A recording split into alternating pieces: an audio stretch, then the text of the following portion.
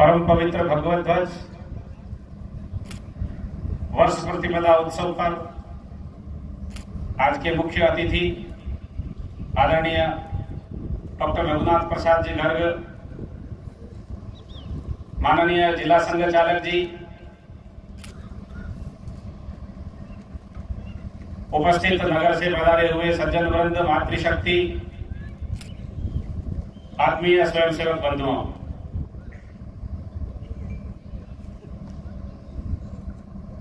प्रतिवर्ष संघ की कार्य पद्धति के 6 उत्सवों में से एक उत्सव वर्ष प्रतिपदा का उत्सव हम सभी स्वयंसेवक एक स्थान पर एकत्र होकर के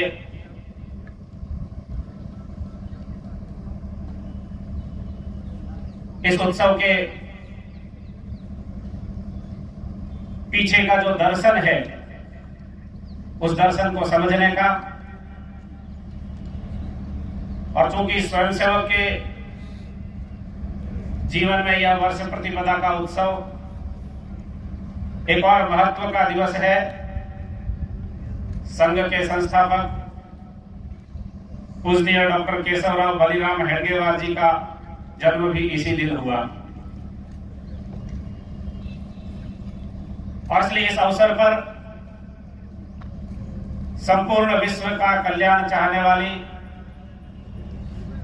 ऐसी पावन हिंदू संस्कृति के जो पर्व है, उत्सव है, परंपराएं हैं, उनके पीछे की गहराई को, उनकी सामाजिकता को, उनकी वैज्ञानिक तथ्यपरकता को समझने के साथ साथ 98 वर्षों की यह जो संघ की साधना चल रही है,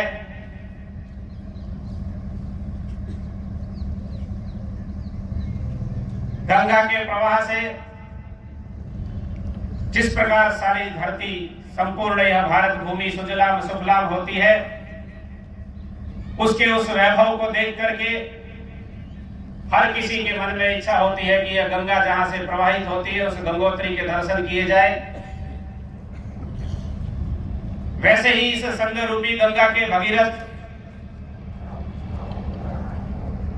पूजनीय डॉक्टर जी के जीवन का स्मरण करना, उनके व्यक्तित्व को अपने जीवन में अपनाने के लिए, संकल्पबद्ध होने के लिए इस उत्सव का हम सब स्वयंसेवकों के लिए एक दूसरा महत्व है। भारत की गौरवशाली परंपरा, अतीत, उसकी श्रेष्ठताएं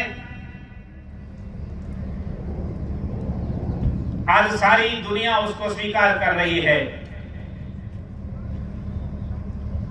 एक लंबा काल चला, स्व के संघर्ष की एक सुदीर्घ यात्रा चली।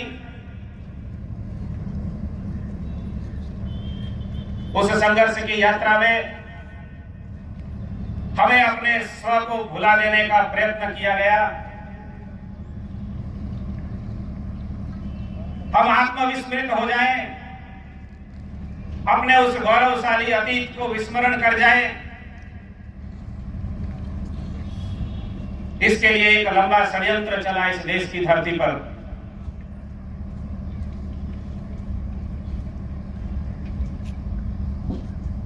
स्व का बोध हो, जिस समाज को स्व का बोध होता है वह समाज संपूर्ण विश्व का नेतृत्व करता है। जब तक हम उस बोध से पूरित थे, संपूर्ण विश्व भारत के नेतृत्व में, भारत के मार्गदर्शन में सबके कल्याण का मार्ग ढूंढता था। सारी धरती, सारा विश्व, संपूर्ण संसार विश्व वंदे इस भारत माता की जय जयकार करता था। भारत की उस ज्ञान और विज्ञान की परंपरा के कारण से संपूर्ण विश्व ने भारत को उपमा दी विश्व गुरु की।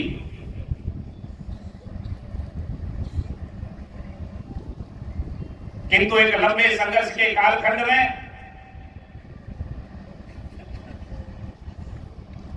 भारत का पुत्र रूप समाज, हिंदू समाज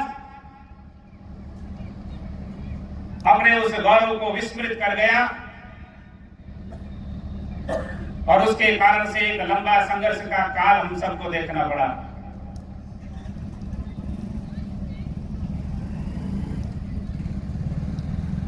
वर्ष प्रतिपदा का दिवस जैसा हमारे शास्त्रों में उद्धृत है,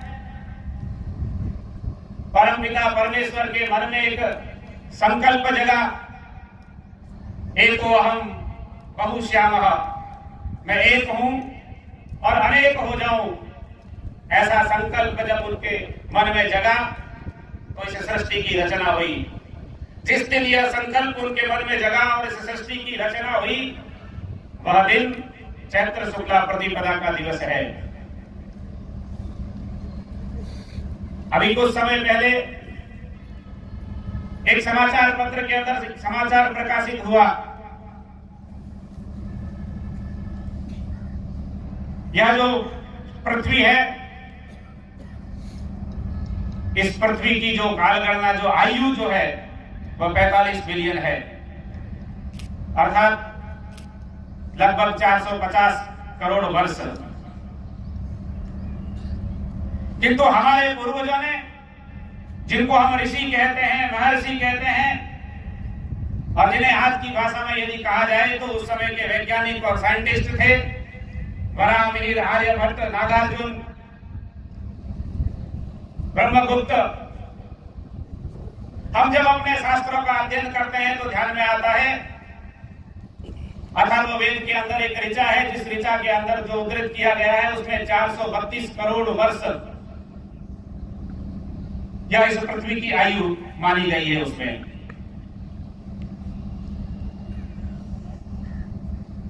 जब हम इस गणना को ठीक से समझते हैं तो हमें ध्यान में आता है कि बिल्कुल सुदूर गांव ढाणी में रहने वाले समाज के व्यक्ति को भी इस काल गणना की जानकारी होती है।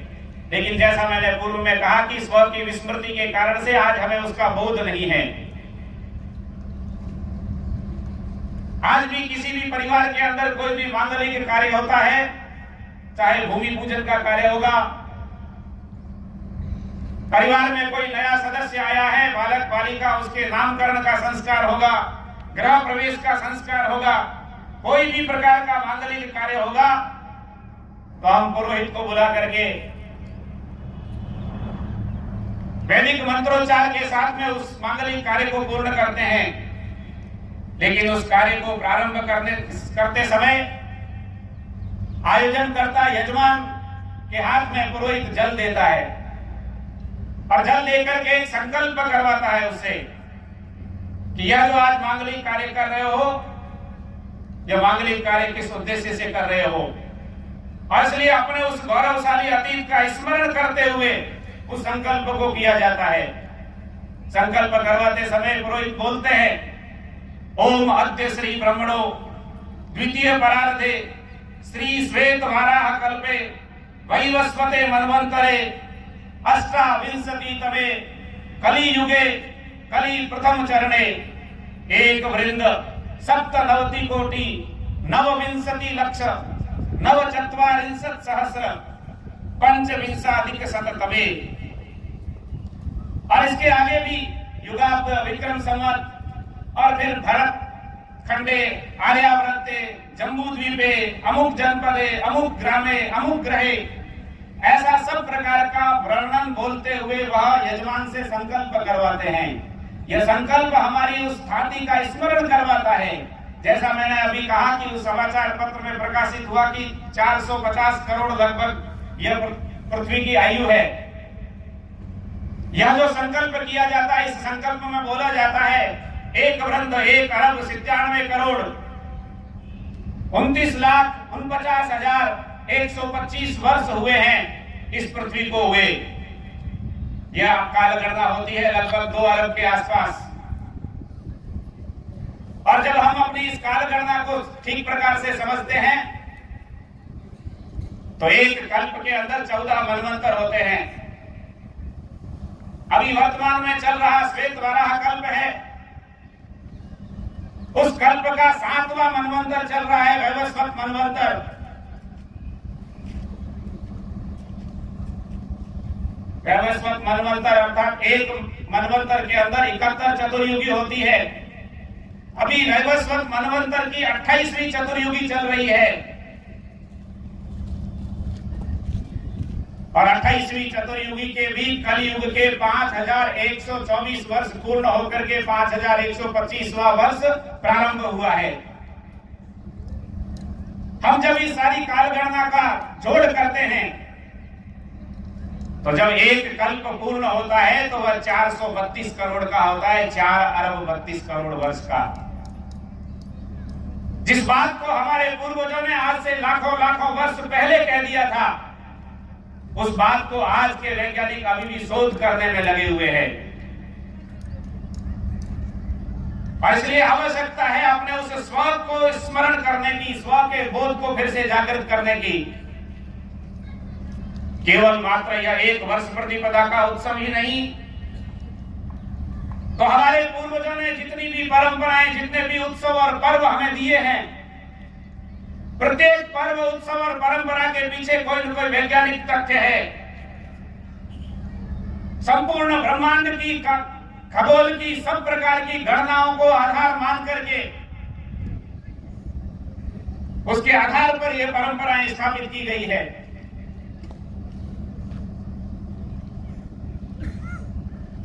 सूर्य की कलाओं के आधार पर सौर मास की गणना की जाती है। सूर्य जिस प्रकार से प्रत्येक राशि में संक्रमण करते हुए प्रवेश करता है, वैसे ही उसका मास निर्धारित होता है। हम सब लोग मकर संक्रांति का उत्सव मनाते हैं, वह सौर मास की काल गणना के अनुसार है। हमें ध्यान में है कि स्वामी विवेकानंद जी का जन्म 12 जनवरी को हुआ था, उस दिन भी मकर संक्रांति थी। और आज हम जब मनाते हैं तो 14 जनवरी को मकर संक्रांति मनाते हैं, बीच में 2 वर्ष तक 15 जनवरी को भी मनाया। ये सब क्या है? यह हमारी जो सटीक वैज्ञानिक काल गणना है, उस काल गणना के आधार पर है। रेगिस्तान के इस धरा पर सुदूर ढाणी में रहने वाला भी पंचांग को देखने वाला, टीपड़े को पढ़ सकने वाला पुरोहित और सुदूर वनांचलीय क्षेत्रों के अंदर गिरी कंदराओं में रहने वाला भी पुरोहित, जिसके पास में पंचांग है, टीपड़ा है, जिसका वो अध्ययन कर सकता है,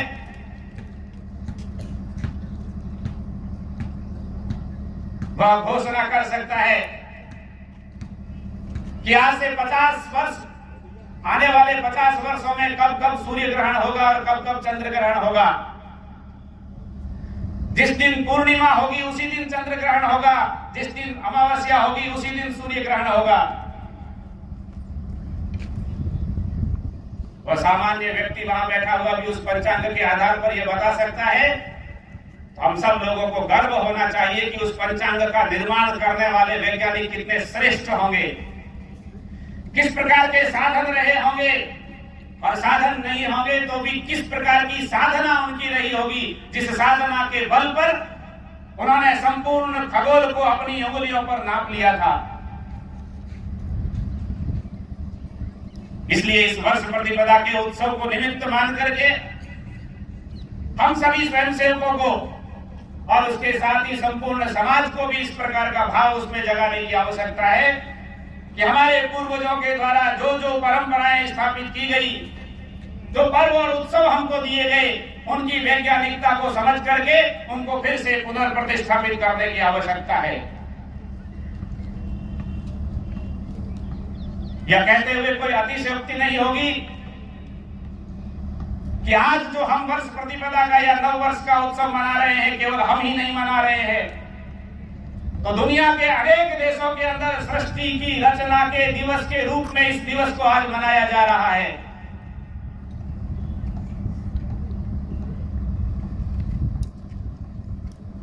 कुछ समय पहले तक जो हमको 1 जनवरी के दिन नव वर्ष के जैसे त्योहार को मनाया हुआ ऐसा दिखाई देता था, उससे कितना ही बड़ा भव्य स्वरूप आज गांव गांव, ढाणी ढाणी के अंदर हमको वर्ष प्रतिपदा के दिन नव वर्ष की शुभकामनाएं देते हुए समाज के बंधु भगिनी मिलते हैं। आज सवेरे ही मैं म्याजदार गया, एकदम सीमा का वह गांव है, लेकिन जैसलमेर से लेकर के म्याजदार तक बीच में आने वाले हर एक गांव के अंदर घरों के आगे रंगोलियां बनी हुई है, घरों के ऊपर भगवा ध्वज पताकाएं लगी हुई है। आज सारे देश में ही नहीं तो सारी दुनिया के अंदर जहां जहां पर हिंदू बैठा है वह गर्व के साथ में सृष्टि की रचना के इस दिवस को मनाता है।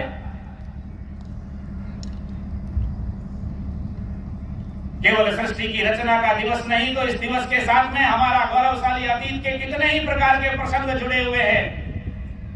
एक एक प्रसंग का स्मरण करते हुए हम अपने सीने को चौड़ा कर सकते हैं। भगवान श्री राम के राज्याभिषेक का दिवस, महाराजा युधिष्ठिर के राज्याभिषेक का दिवस, भगवान झूलेलाल वरुणावतार का जन्म दिवस, निराशा का जीवन जिस समय जी रहे थे स्वतंत्रता के कालखंड के अंदर हिंदू समाज के अंदर फिर से एक उत्साह और आशा का संचार करने वाले स्वामी दयानंद सरस्वती के द्वारा आर्य समाज की स्थापना की गई। कितने कितने प्रसंग हैं जो इस दिन के साथ में जुड़े हुए हैं। एक एक प्रसंग के पीछे के इतिहास को यदि हम पढ़ेंगे तो हमारा जीवन कैसा होना चाहिए, एक हिंदू होने के नाते, संघ का स्वयंसेवक होने के नाते मेरा जीवन किस प्रकार का होना चाहिए, ऐसे प्रत्येक प्रसंग का स्मरण करके हम अपने जीवन के बारे में संकल्प ले सकते हैं। इन्हीं सारे प्रसंगों के साथ में गुरु में जैसा मैंने कहा कि हम सब स्वयंसेवकों के लिए ही नहीं तो संपूर्ण हिंदू समाज के लिए जिस संकल्प को लेकर के संघ की गंगा का प्रवाह चला, पूजनीय डॉक्टर केशवराव बलिराम जी हेडगेवार का जन्म दिवस भी है। आज केवल हिंदू ही नहीं तो सारी दुनिया के लोग यह शोध कर रहे हैं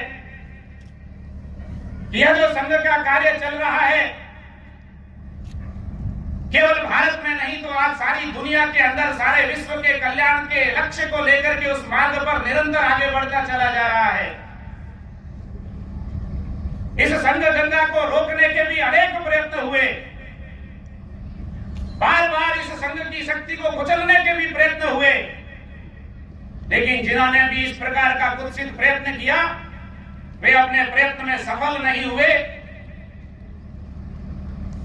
संघ की गंगा का प्रवाह निरंतर उसी प्रकार से बढ़ता चला गया और इसलिए सारी दुनिया के लोग ये शोध करना चाहते हैं कि इस संघ गंगा के प्रवाह के पीछे वह भगीरथ कौन है, वह कैसा व्यक्तित्व रहा होगा, किस प्रकार का कर्तृत्व होगा उसका, कैसे उसने समाज का नेतृत्व किया होगा।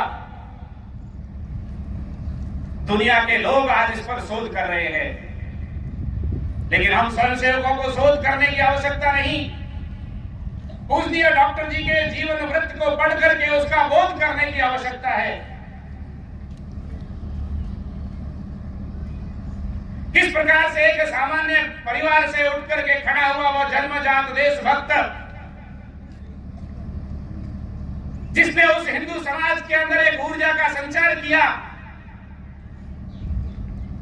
जिस समय हिंदू समाज आत्मविस्मृत होकर के खड़ा था, निराशा के सागर में डूबा हुआ था, देश का नेतृत्व करने वाला व्यक्ति भी उस समय कहता था आई एम एक्सीडेंटली हिंदू, मैं दुर्घटना से हिंदू हूं। किंतु उसी धरती का नरेंद्र स्वामी विवेकानंद बन करके विदेश की धरती पर जाकर के कहता है गर्व से कहो हम हिंदू हैं। उसी प्रकार का संकल्प पूजनीय डॉक्टर केशवराव बलिराम हेडगेवार कहते हैं। मैं डॉक्टर केशवराव बलिराम हेडगेवार कहता हूं कि भारत हिंदू राष्ट्र है। जब तक इस भारत की धरती पर हिंदू का एक बीज भी है तब तक यह हिंदू राष्ट्र है। काल के थपेड़ों को झेलते हुए, परकियों के अनेक आक्रमणों को झेलते हुए, हमारे पूर्वजों के उस श्रेष्ठ कर्तृत्व के कारण से, उनके बलिदान के कारण से, उनके पौरुष के कारण से हम आज भी अपनी उसी सनातन संस्कृति का, उसी हिंदू संस्कृति का, उसी भारतीय संस्कृति का अनुसरण कर रहे हैं। यह वह संस्कृति है जिसके दर्शन की बात हम किसी के भी सामने जाकर के करेंगे तो वह कह नहीं सकता कि यह जो आप कह रहे हैं यह गलत है, क्योंकि भारत का जीवन दर्शन, हिंदुत्व का जीवन दर्शन कहता है सर्वे भवन्तु सुखिनः सर्वे सन्तु निरामया सर्वे भद्राणि पश्यन्तु मा कश्चित् दुःखभाग् भवेत्। इससे कोई नकार नहीं सकता। अयम निजः परो वेति गणनाम लघु चेतसाम उदार चरिता नाम तो वसुधैव कुटुंबकम। संपूर्ण वसुधा को परिवार मानने वाला दर्शन, इसको कोई नकार नहीं सकता। पूज्य डॉक्टर जी ने इसी भाव को लेकर के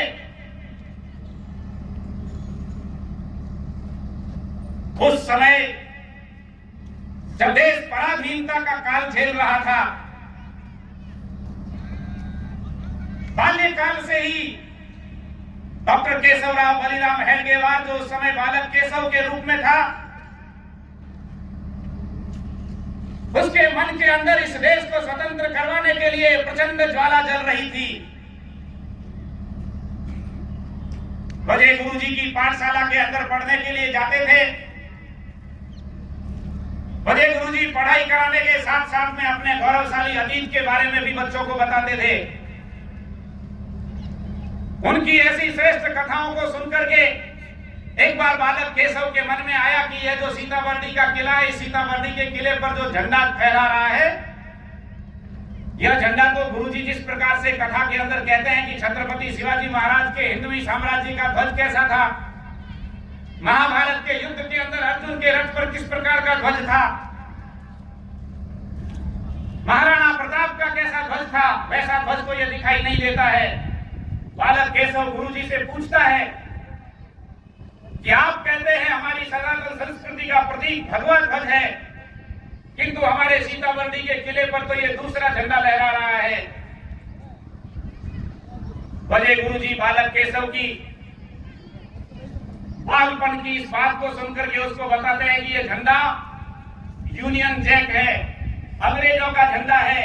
आज हमारा देश अंग्रेजों का पराधीन है, उनका शासन चल रहा है।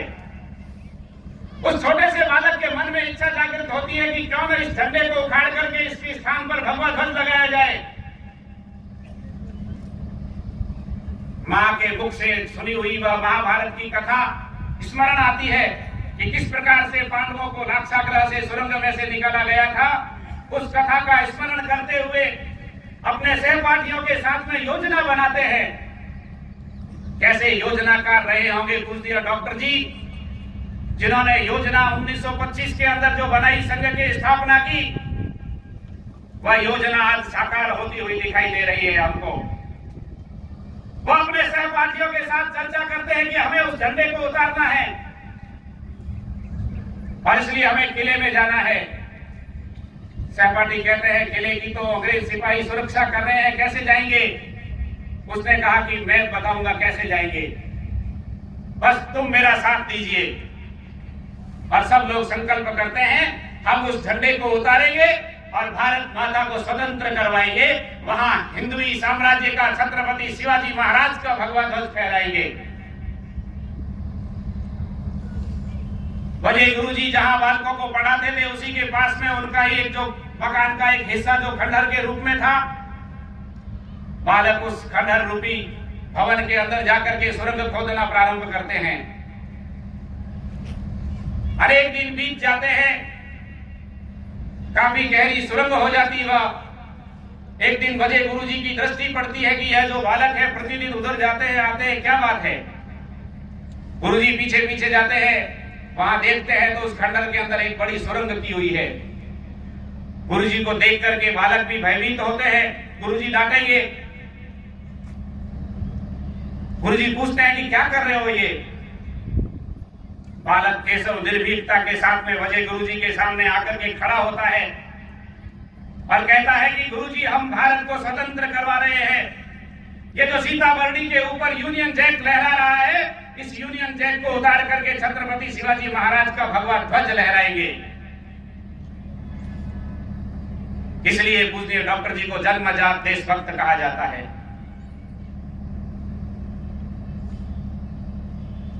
ब्रिटेन की महारानी विक्टोरिया के राज्यारोहण के 60वें वर्ष का उत्सव मनाया जाता है।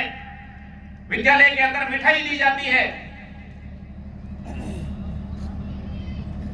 जब पूछा जाता है ये मिठाई किस बात की बांटी जा रही है, बच्चों को बताया जाता है कि ब्रिटेन की महारानी के 60 वर्ष राज्यारोहण के पूर्ण हुए उसके उपलक्ष्य में मनाया जा रहा है। बालक केशव के हाथ में जो मिठाई का दोना था वो उस दोने को कचरा पात्र में फेंक देता है। सहपाठी पूछते हैं उसे, अरे तुमने मिठाई को कचरे में फेंक दिया। केशव कहता है ये मिठाई नहीं, ये हमारे लिए विष है, ये जहर है। जिस महारानी ने हमारे देश को परतंत्र बना रखा है उसके राज्यारोहण की प्रसन्नता हमें कभी नहीं हो सकती। अंग्रेज सरकार के द्वारा रिसले सर्कुलर ला करके वंदे मातरम पर प्रतिबंध लगा दिया जाता है।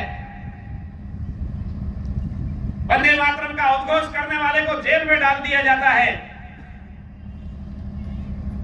सारे देश भर के अंदर इस बात को लेकर के आक्रोश था। यह केशव नागपुर के नील सिटी पब्लिक हाई स्कूल में पढ़ते थे। वहां के प्रिंसिपल के द्वारा सूचना दी गई कि आने वाले इतनी तारीख को अंग्रेज अधिकारी विद्यालय का निरीक्षण करने के लिए आने वाले हैं। डॉक्टर जी के जीवन का यह बाल्यकाल का दूसरा प्रसंग ऐसा है कि कितने श्रेष्ठ योजनाकार थे वे।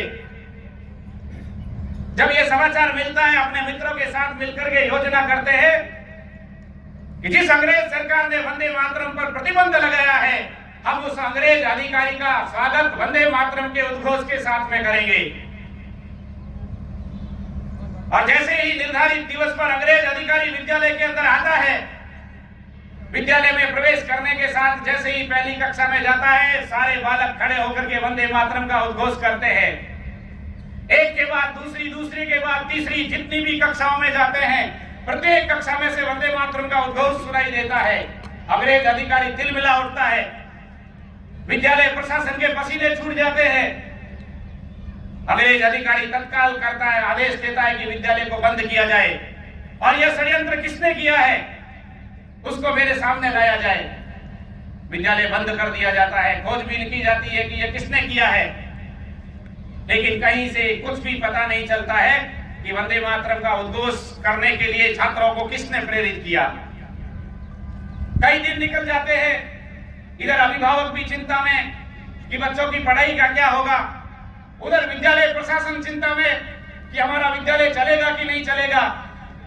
इस सब प्रकार की परिस्थितियों को देख करके बालक केशव स्वयं आगे आकर के आता है और आकर कहता है कि यह सारी योजना मैंने की थी, आपको जो भी सजा देनी है मुझे दीजिए, विद्यालय प्रारंभ कीजिए। बालक केशव को विद्यालय से निष्कासित कर दिया जाता है। नागपुर की किसी भी विद्यालय के अंदर प्रवेश नहीं मिलता है। लेकिन उस समय भी कुछ राष्ट्रभक्त थे जो अंग्रेजों की शिक्षा से परे भारतीय शिक्षा देने के लिए विद्यालय चला रहे थे।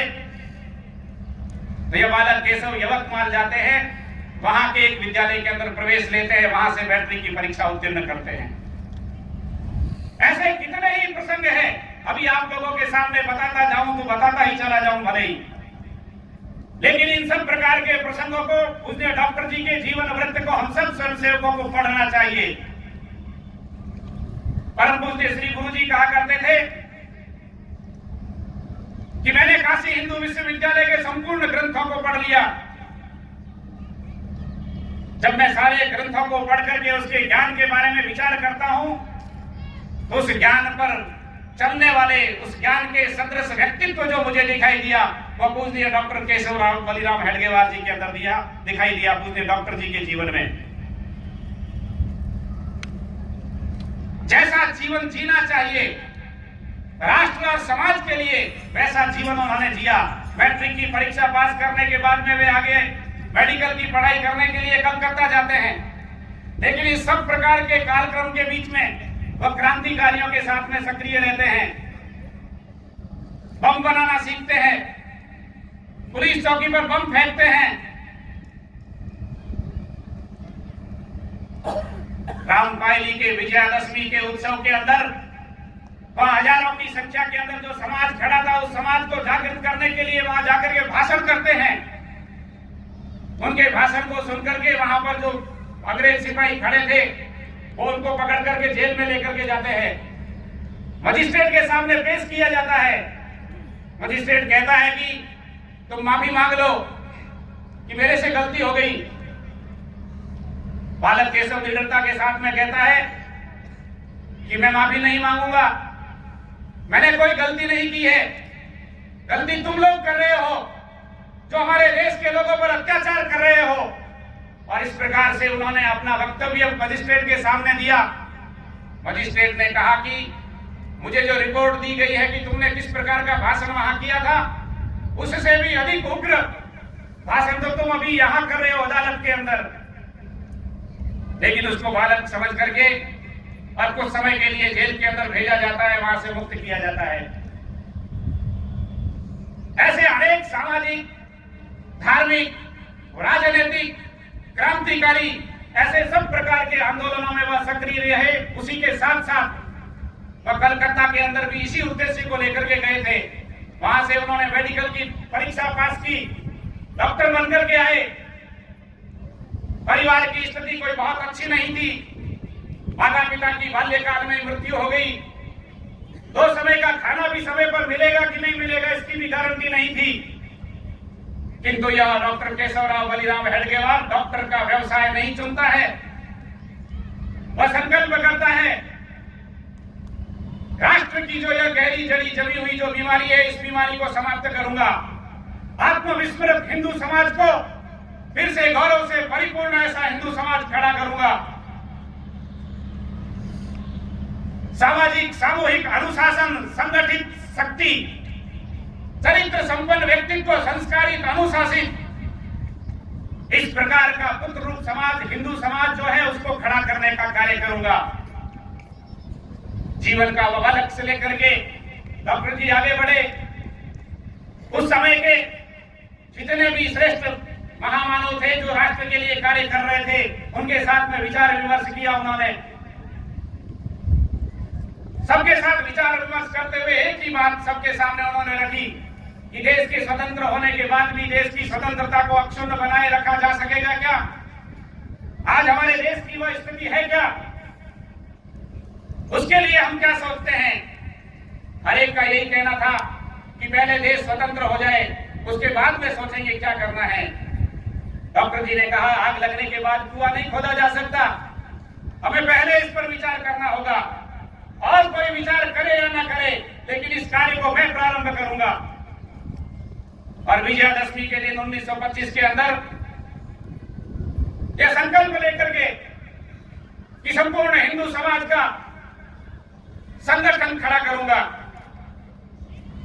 कोई नाम नहीं था उस समय। बाद में 1976 के अंदर जिस काम को खड़ा किया था, उन्हीं स्वयंसेवकों के साथ चर्चा करके और एक सार्थक नाम आज हम सब लोगों को जो मिला है, राष्ट्रीय स्वयंसेवक संघ, यह नामकरण हुआ संगठन का।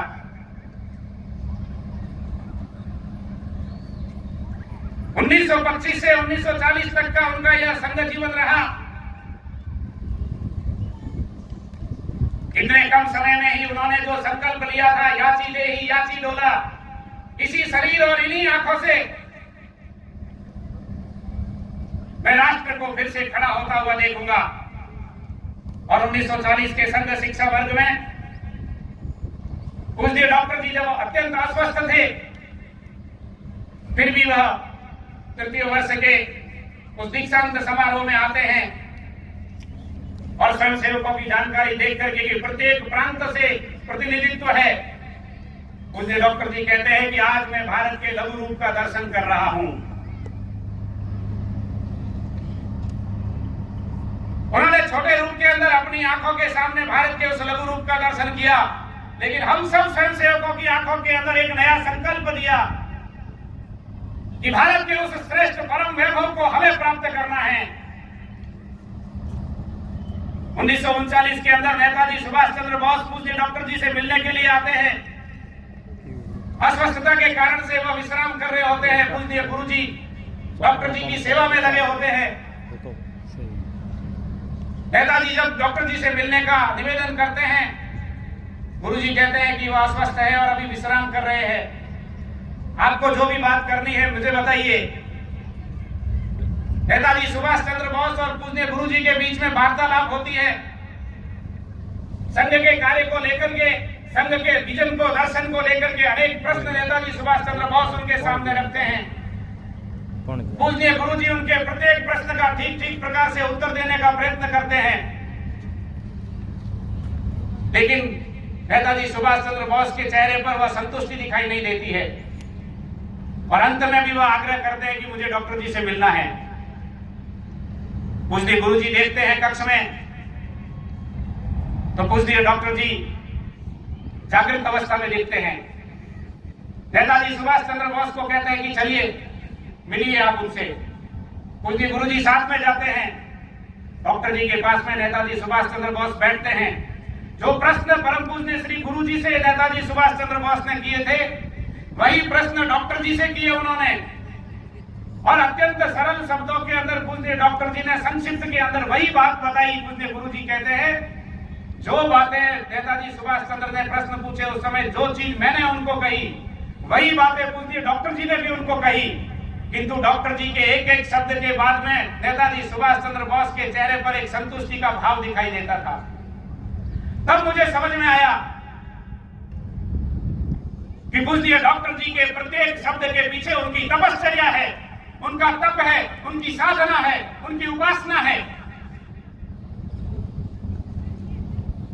और इसलिए नेताजी सुभाष चंद्र बोस डॉक्टर जी से संतुष्ट होकर के वहां से जाते हैं। इसीलिए पूज्य गुरुजी ने कहा कि मैंने जो सारा काशी हिंदू विश्वविद्यालय का पुस्तकालय पढ़ा, उसके ज्ञान सदृश व्यक्तित्व के रूप में पूज्य डॉक्टर जी मुझे खड़े दिखाई दिए।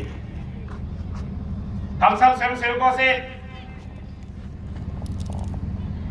और संपूर्ण समाज से इस वर्ष की अखिल भारतीय प्रतिनिधि सभा में एक प्रस्ताव जो लिया गया, स्व पर आधारित राष्ट्र के नवोत्थान का संकल्प ले, ये प्रत्येक भारतवासी से निवेदन किया गया है अखिल भारतीय प्रतिनिधि सभा के द्वारा कि हमें अपने राष्ट्र को फिर से स्व आधार पर खड़ा करना है, स्व के आधार पर खड़ा करना है। स्वधर्म, स्वदेशी, स्वराज, ऐसे स्वत्रयी के संकल्प के आधार पर जो हमारा स्वतंत्रता का आंदोलन चला था, उस समय जिस प्रकार से अबाल वृद्ध नारी पुरुष सब ने मिलकर के जिस प्रकार से देश को स्वतंत्र करवाने के लिए अपने आप को संदिग्ध किया था, आज प्रत्येक भारतवासी को उसी प्रकार से स्व का बोध लेकर के भारत को फिर से खड़ा करने की आवश्यकता है। सामाजिक, आर्थिक, न्यायिक हर एक क्षेत्र के अंदर स्व आधारित संरचना को खड़ा करना है और इसलिए समाज परिवर्तन की दिशा में संघ के स्वयंसेवकों ने अनेक गतिविधियां प्रारंभ की है। हमारी परिवार व्यवस्था को सुदृढ़ करने के लिए कुटुंब प्रबोधन की गतिविधि, सब प्रकार के भेदों से ऊपर उठ करके आज विभिन्न प्रकार के षड्यंत्रों के माध्यम से हिंदुत्व की शक्ति को कमजोर करने का जो प्रयत्न किया जा रहा है, समाज को जाति के नाम पर, क्षेत्र के नाम पर, भाषा के नाम पर जो तोड़ने का षड्यंत्र किया जा रहा है, उन सब भेदों से समाज को ऊपर उठा करके एक समरस समाज का निर्माण करना है। इसके लिए सामाजिक समरसता की गतिविधि प्रारंभ की गई है। जिस धरती और प्रकृति के प्रति अपनत्व का भाव लेकर के हिंदुत्व का जीवन दर्शन चला है, आज उसके प्रति जो केवल भोग की दृष्टि है, उसको बदलने के लिए पर्यावरण गतिविधि को प्रारंभ किया गया है। ऐसे कितने ही प्रकार के कार्य संघ के स्वयंसेवकों ने प्रारंभ किए हैं समाज को साथ लेकर के। हम सब स्वयंसेवक वर्ष प्रतिपदा के इस अवसर पर संकल्प लें,